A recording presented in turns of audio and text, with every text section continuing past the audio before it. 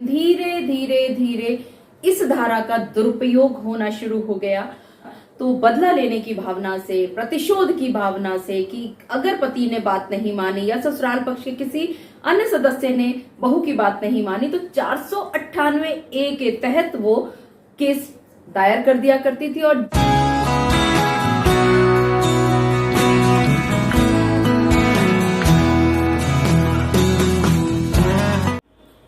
मेरे एक मेंबर आशीष जी ने मुझसे सवाल पूछा है कि क्या 498 ए के केस में पुलिस तुरंत गिरफ्तारी कर सकती है क्या?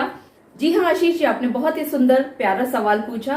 आप ही की तरह अक्सर बहुत सारे लोग इस बात पर परेशान रहा करते हैं कि 498 ए का केस क्योंकि नॉन बेलेबल ऑफेंस है तो क्या 498 ए की धारा में एफआईआर दर्ज होते ही गिरफ्तारी हो सकती है पुलिस के द्वारा।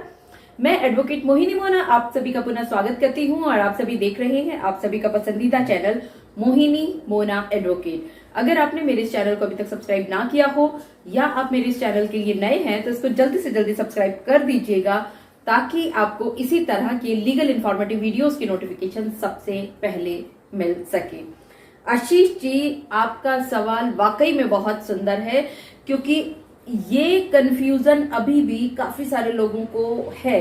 क्योंकि ये बात तो सच है कि जुलाई 2017 में सुप्रीम कोर्ट ने 498 ए के दुरुपयोग को रोकने के लिए धारा 498 ए के तहत तुरंत गिरफ्तारी पर रोक लगा दी थी। लेकिन जब भी आप आईपीसी की धारा 498 ए पढ़ते हैं तो आप पाते हैं कि ये नॉन बेलेबल ऑफेंस है।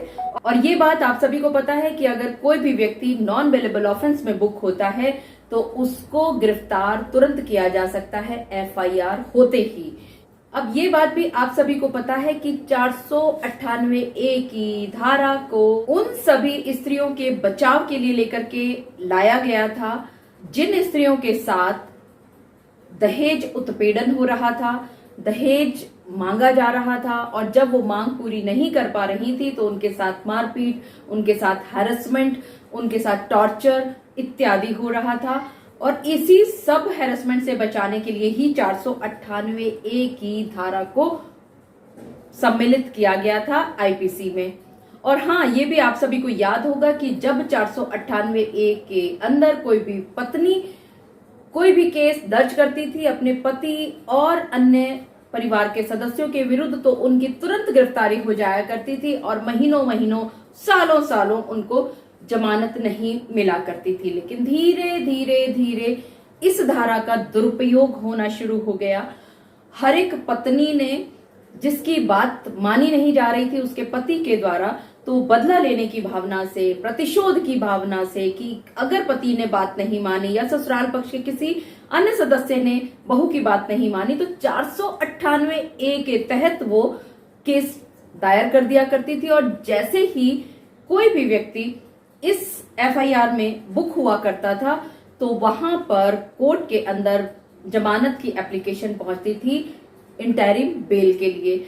और जिस समय पर जज साहब के सामने इंटरिम बेल की एप्लीकेशन पर सुनवाई होती थी तो ये पाया जाता था हर एक कोर्ट के द्वारा कि सारी की सारी एफआईआर के जितने भी इंग्रेडिएंट्स हैं वो लगभग एक जैसे हैं, सिर्फ नाम पते ही बदले गए हैं, बाकी लांछन तक लगभग बराबर हुआ करते थे। और उसके बाद फिर हाई कोर्ट तक बात पहुंची और सुप्रीम कोर्ट तक जब ये बहुत सारी एफआईआर पर क्वेश्चन के लिए पहुंचे पति और उसके परिवार के सदस्य तो ये बात खुल गई कि अब पत्नियों ने 498 ए की धारा का दुरुपयोग करना शुरू कर दिया है। और क्योंकि ये नॉन बेलेबल ऑफेंस है तो इसके अंदर फटाफट पुलिस गिरफ्तारी कर लेती है और फिर टॉर्चर शुरू हो जाता है पति पक्ष के ऊपर। और धीरे धीरे स्थिति चेंज हो गई थी। 498 ए को जो कि बचाव के लिए प्रयोग में लाई गई थी पत्नियों के, लेकिन हुआ उससे उल्टा। दुरुपयोग की वजह से अब 498 ए से बचाव के लिए पतियों को इसकी जरूरत आन पड़ी है। इसीलिए जुलाई 2017 में सुप्रीम कोर्ट ने 498 ए के दुरुपयोग को रोकने के लिए धारा 498 ए के तहत तुरंत गिरफ्तारी पर रोक लगा दी थी और साथ ही साथ ये निर्देश दिया था सुप्रीम कोर्ट ने कि ऐसे कोई भी मामला आए 498 ए के तहत तो पहले जांच पड़ताल की जाएगी कि महिला की शिकायत सही है या नहीं।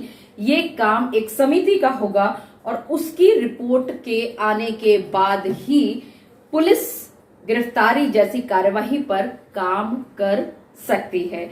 तो मुझे पूरा विश्वास है आशीष जी, आपको भी और आपके साथ साथ मेरे इस वीडियो को देखने वाले सभी लोगों को इस बात की जानकारी हो गई होगी कि 498 ए के केस में पुलिस तुरंत गिरफ्तारी अब नहीं कर सकती है क्योंकि इसमें सुप्रीम कोर्ट ने रोक लगा दी है। मुझे पूरा विश्वास है कि आप सभी को मेरा आज का वीडियो भी बहुत अच्छा लगा होगा। अगर आपको मेरा आज का वीडियो भी अच्छा लगा तो इसको लाइक, शेयर और कमेंट करना ना भूलिएगा। और हाँ, अगर आप मेरे इस चैनल के लिए नए हैं तो इसको जल्दी से जल्दी सब्सक्राइब कर दीजिएगा ताकि आपको इसी तरह के लीगल इन्फॉर्मेटिव वीडियोस की नोटिफिकेशन सबसे पहले मिल सके। अपना और अपने परिवार का बहुत अच्छी तरह से ध्यान रखिएगा। Thank you, take care, bye bye.